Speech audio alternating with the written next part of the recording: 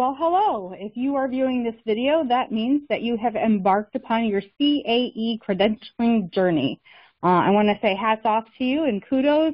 This is definitely not something to be entered into lightly, but hopefully after you finalize your class and you get through the test, you can add the word or the letter CAE behind your name and then actually get your life back. So we're going to take some time here and talk about the ASAE application for first-time people trying to get their CAE designation.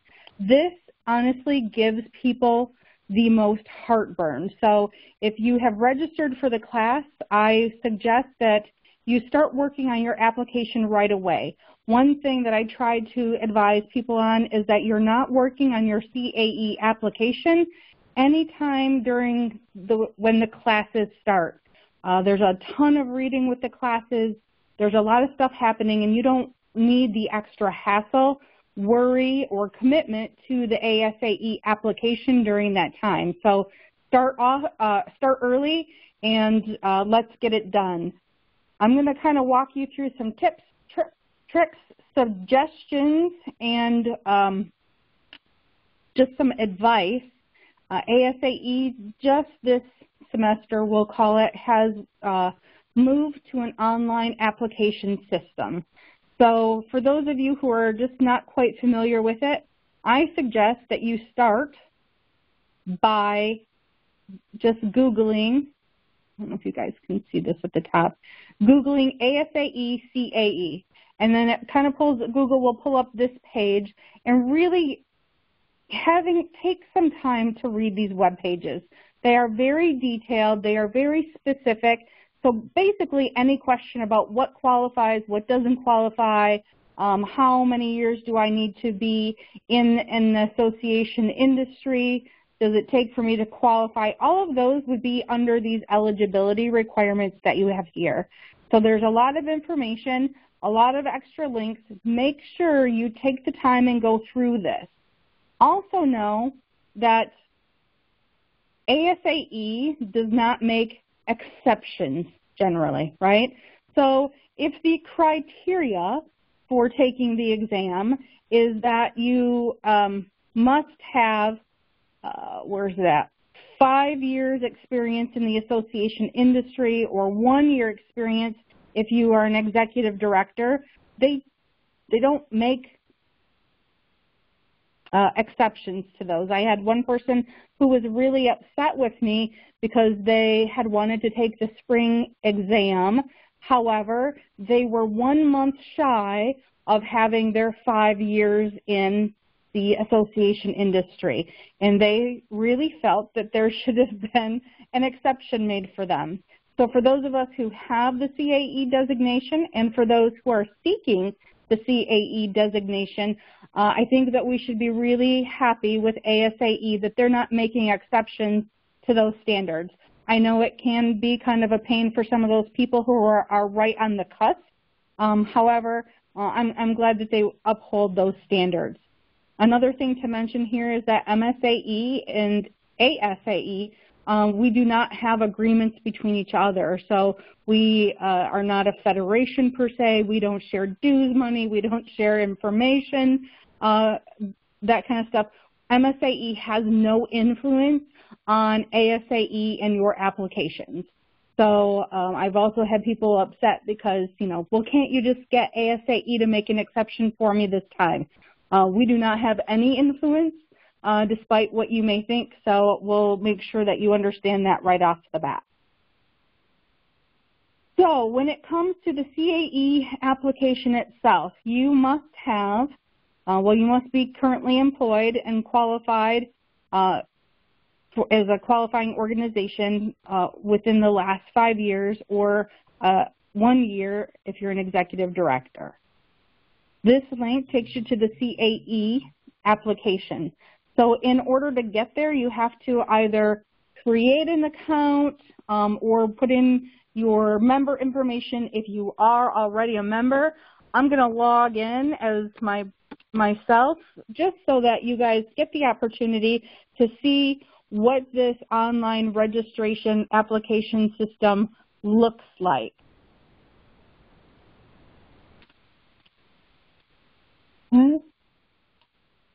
This is a little bit different than anything in the past. So we'll wait for them to let us in.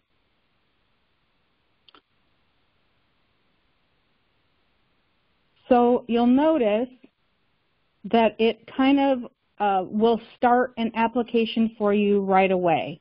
It automatically loads the profile that you have from ASAE, which is kind of nice as we get started with this because it will automatically load activities that you've taken through ASAE. So if you've been to their conferences, anything like that, then it will automatically come in to the professional development activity there in step 4.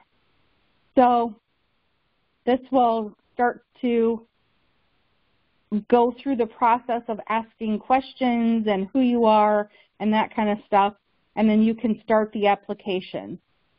The application process is a bit cumbersome. They no longer have the PDF form or exam form that they have. So this, what I'm showing you now, is an example of the PDF application that they had just previous to this semester, which was kind of nice because you could see all of the questions that they are going to ask you, and you could have handy all of the information that you are going to need to input into the online application. So as you register for MSAE classes, if you would like this, this is the 2019 old application from ASAE. It's just a blank copy of it. We can provide this to you. This makes it nice because you can see the questions or the information that you're going to need to input into that online system. It's going to be a lot faster if you know what information you need to have ahead of time versus having to go into the ASAE application, log in, start the application from the last time you saved it, and go through all that rigmarole. It'll save you a lot of time if you have all of this information gathered in a place where you can cut and paste it before you start the application. So the nice thing is this old PDF is laid out in pretty much exactly the same order as the online application. So you could go through here. It'll ask you about your academic education, degree earned, institution. Sometimes if there is documentation required to back that up, right in the ASAE application, it will ask you for that, and you can upload that from Google Docs. It's I found it to be pretty easy to use. Qualifying employment experience, again, this is information you're going to want to have gathered. So if you need to go back and look at different dates of employment, if you've got more than one place, you can have all of this information gathered ahead of time, either put into a Word document or into a PDF where you could copy and paste from. The next thing that gives people probably the most heartburn is really detailing those professional development activities. So you need 100 hours of professional development in order for your application to be approved. So things that people don't think would qualify or are trying to remember in the last 5 years, what things have I done? So conferences that you've been to, online webinars or seminars that you've been to. There are some industry partners such as like Marketing General. They will generally offer either a conference call or a seminar, and it'll say right in the invitation that it's worth like 1 CAE credit hour. So all of those things count. Basically anything that helps you be a better association professional will count. So for those who are executive directors, if you attend things like CEO group meetings, the times that you're actually in a meeting will count. basically any professional development where you can draw a conclusion for how it directly fits into one of the domains will count. You don't have to put in here which domain it relates to or anything like that. Just make sure that the description really talks about what the learning objectives were, instead of like the fluff that sometimes goes into descriptions for conferences and those types of things. Some things to think about are, or that don't count, that people try to get to count. So first of all, you have to have no more than 50% of your stuff can be virtual. The other 50% must be face-to-face. So make sure you're watching your ratio of credit hours that are face-to-face versus those that are virtual, like webinars. The next thing to think about is that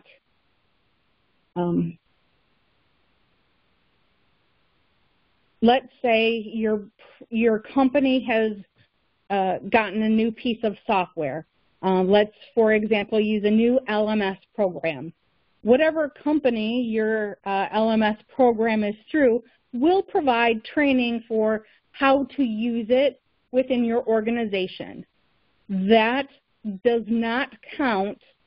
However, if your LMS company puts on seminars that have information, or a seminar on how LMS systems can help in member retention, so it's it's a broader picture, right? So it isn't instructional on how to use the LMS system. It's a big picture on how LMS systems can affect membership.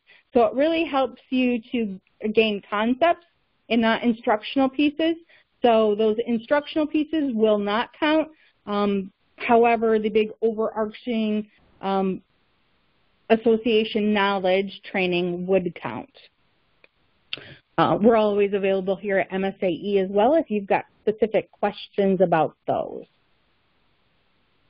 If you are taking college classes, those do count. ASAE's website tells you how to break all of that down to understand how many credit hours are given when it comes to different kinds of credits earned per, whether it's the semester, a trimester, or a quarter. When you put these into the application, it will automatically bring up a box where you have to attach your transcripts. So I know sometimes transcripts can take a little bit to get, so you'll need a copy or an electronic copy of those that you can attach as documentation. It does not let you continue past this point or accept those hours unless that transcript is attached. So if that's what you're going to be using as some, make sure you have those transcripts before you start your application.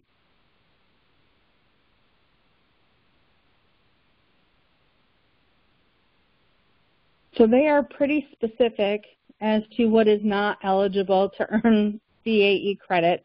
So as I said, general training courses. When it comes to conferences, it is only the time that you spend in actual workshops and classes that are counted. So if there's a workshop on a topic and it goes for 45 minutes and then there's a 15-minute break and then you come back and you continue for 45 more minutes of class time, you only get to claim 1.5 hours. So the 45 minutes of class time in the beginning, the 45 minutes of class time at the end as CAE hours. That 15 minutes that you spent on a break does not count. So any sort of receptions, break between educational sessions. So if it's your conference and you're working, you cannot claim any of that time as time for CAE credit. Felony disclosure, that's a whole nother ball game. So if that is something that you're dealing with, we highly recommend that you give us a call here at MSAE so we can kind of walk you through what will need to happen if that applies to you. Oh.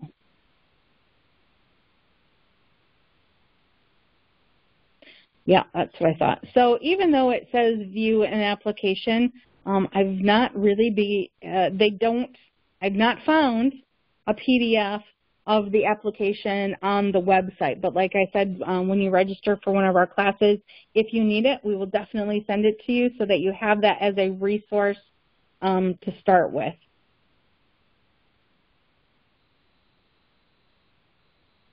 That's mostly it. I guess you don't need to see my submission anymore. When it comes to your CAE application, I'm going to show you how I keep track of my CAE credit hours, because you don't just turn in this application for the first time and you wash your hands of it and you're done, right? You need to start keeping track then of your hours for your renewal. So every 3 years, you need to have 40 credit hours to renew and to keep your CAE designation. So I keep mine in an Excel document, and so you can see these headings here across the top are the items that the application asks you to enter into the system to start your initial application as well as for renewal. So I highly suggest that you start your own Excel document or document that is similar to this so that you can keep track of your hours. I keep a folder where I keep this Excel spreadsheet. As I add the new classes that I've taken, I will also save to that folder PDFs of the conference information or the explanation of the seminar, that kind of stuff, just in case ASAE questions it, then I've got some backup documentation that I can go to. So if you receive like certificates of completion for some of the classes or seminars that you go to, those are great things to scan in and save the PDFs for too, just so that they're all in one place for when it comes time to renew, or even when it comes time to start your first application. So we highly recommend that you keep something like this. Plus, it's really portable for you, so if you change positions or with different companies, this is something that you just, that file you take with you as part of your own professional development over the years. All right. I'm going to talk just for a few minutes about MSAE's classes per se. So you heard me say earlier that there is a lot of reading in the classes that we do. So if you are able to gather your books and your resources before the class starts, I highly recommend that you start reading some of that information ahead of time and familiarizing yourself with systems thinking, just so that you're better prepared when the class starts. For those of you who might be like me, I am a slow reader when I need to comprehend everything that I'm reading. I also have a fairly long drive to work and back, so I have chosen to spend the extra money and to purchase the books on Amazon for my Kindle device, which I also have the Kindle app on my phone. So basically, you are purchasing the book twice. Unfortunately, it is not available on Audible, so Audible won't read it to you. However, if you purchase the book on your Kindle device, if you go into settings, you can change the settings so that it will actually read to you. It's a little bit clunky in the beginning. I highly suggest you Google how to do it and follow those step-by-step directions. Of course, it doesn't have a beautiful voice like Siri. It's kind of robotic. However, you can get a lot of information in, and then when I get home, I take out the physical copy of the book that I have, and I highlight the things that I felt were most important to what I had just listened to. Basically, it's then like reading the content twice without actually reading it twice. So I have found that I have much better comprehension than I would if I had just tried to read the book without listening to it. So I would suggest this for the big red book, the Association Practices book. Probably not necessary for the others, but that will take care of the bulk of the reading for you. Again, we are happy that you are on your CAE designation journey, and if you have questions, we here at MSAE are very excited to help you with it.